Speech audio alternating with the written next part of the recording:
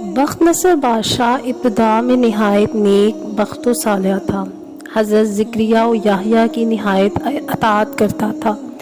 اتفاقاً اس نے ایک عورت سے نکاح کیا جس کے ہمراہ ایک لڑکی نہایت حسینہ و جمیلہ پہلے شوہر سے تھی۔ جب وہ لڑکی سن بلوغ کو پہنچی تو بادشاہ اس کی بہار حسن دیکھ کر فریفتہ و دیوانہ ہو گیا۔ اس کی ماں کو پیغام دیا، وہ بہت خوش ہوئی، مگر دل میں اندیشہ کیا کہ بادشاہ پیغمبروں کا مطیع فرمان ہے اور نکاح اللہ کے پیغمبر کی شریعت کے خلاف ہے، وہ کیوں اس کام کی اجازت دیں گے؟ اس لیے بادشاہ سے کہا کہ تم اس کا مہر ادا نہ کر سکو گے۔ اس نے دریافت کیا کہ کتنا مہر ہے؟ جو کچھ کہو میں دوں گا۔ عورت نے کہا اس کا مہر تمہارے دونوں پیغمبروں کا سر ہے، اگر تم یہ مہر ادا کر سکو تو لڑکی حاضر ہے، ورنہ اس کا نام مت لو۔ بادشاہ نے کہا کہ یہ پیغمبر ہمارے دشمن نہیں بلکہ ہمارے خیر خواہ اور دعا گو ہیں، ان کو بے جرم گناہ قتل کرنا ظلم عظیم ہے، اس کے سوا کچھ مانگو، جو مہر کہو مجھے منظور ہے۔ اس نے کہا اس کے سوا کوئی مہر نہیں ہے۔ بادشاہ نے ہوائے نفسانی سے مغلوب ہو کر فوج کو حکم دیا کہ دونوں بے گناہوں کا سر کاٹ لاؤ۔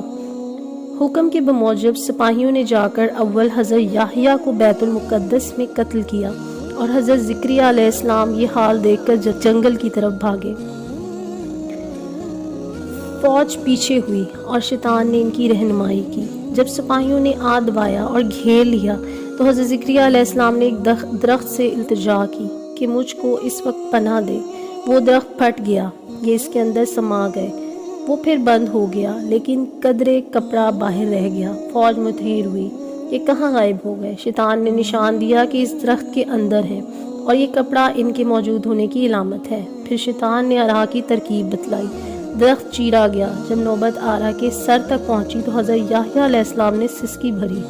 حکم الہی نازل ہوا، اگر اف کرو گے تو پیغمبری سے خارج کر دیے جاؤ گے۔ تم نے غیر سے کیوں پناہ مانگی؟ اگر ہم سے التجا کرتے تو کیا ہم پناہ نہیں دے سکتے تھے؟ اب اس کا مزہ چکھو اور چپ سر پر آرا چلنے دو۔ غرضے کے سر سے پاؤں تک جسم چیرا گیا اور حضرت زکریا علیہ السلام نے دم نہ مارا۔ جب دونوں پیغمبر اس بے دردی سے قتل ہوئے تو غضب الہی نازل ہوا، دن تاریک ہو گیا۔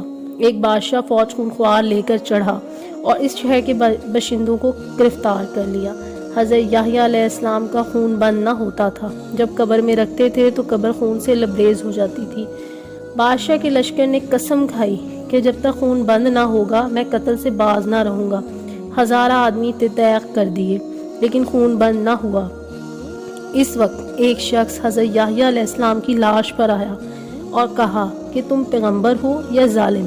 ایک خون کے بدلے میں 1000 آدمی قتل ہو چکے ہیں، اب کیا سارے جہان کو قتل کراؤ گے؟ اتنا کہنا تھا کہ خون بند ہو گیا۔ جامع دمشق میں حضرت یحییٰ کی قبر ہے۔